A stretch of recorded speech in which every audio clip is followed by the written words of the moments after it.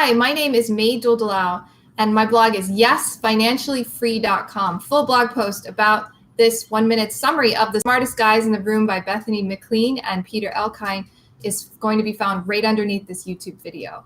So subscribe to the channel and check out the blog and get your free ebook when you join the email list. Now, Working Parents Guide to Financial Freedom. So this 1-minute summary is about the rise and fall of Enron. Enron was a natural gas company that made profits when they learned how to handle natural gas transactions when they deregulated the natural gas market. And they started doing other projects, which were legitimate projects, and became a wealthy company. But after a while, because they had this trading area of the company, and because they started doing mark-to-market accounting, which means that they book profits. Once a deal is done, they book all the profits, including profits in the future. And then they book it then, and they can't book it later when it's earning money. So they have to always be making deals. So they got into a culture where they just made a ton of deals and didn't care if they got accomplished or not. So what happened in the end was they made a lot of deals. A lot of them were bad, cost them tons of money. And to cover up the fact that they weren't making money, they would create outside companies to sell their bad assets to and then buy them back later to cover up the fact they weren't making money, to artificially inflate their earnings.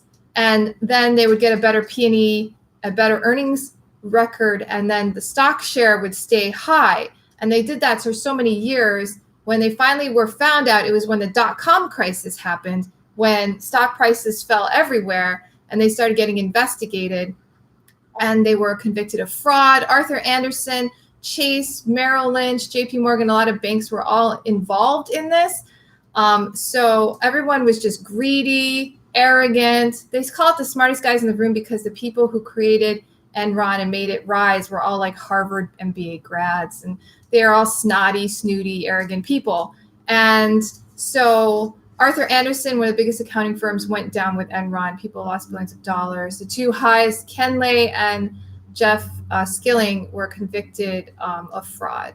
But Ken Lay died of a heart attack before he was sentenced. So that is a 1-minute summary of The Smartest Guys in the Room by Bethany McLean and Peter Elkind.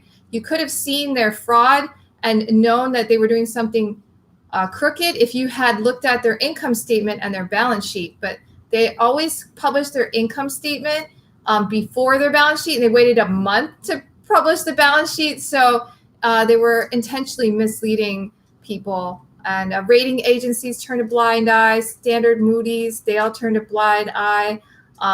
Analysts turned a blind eye. So it was a sad case of greed all around.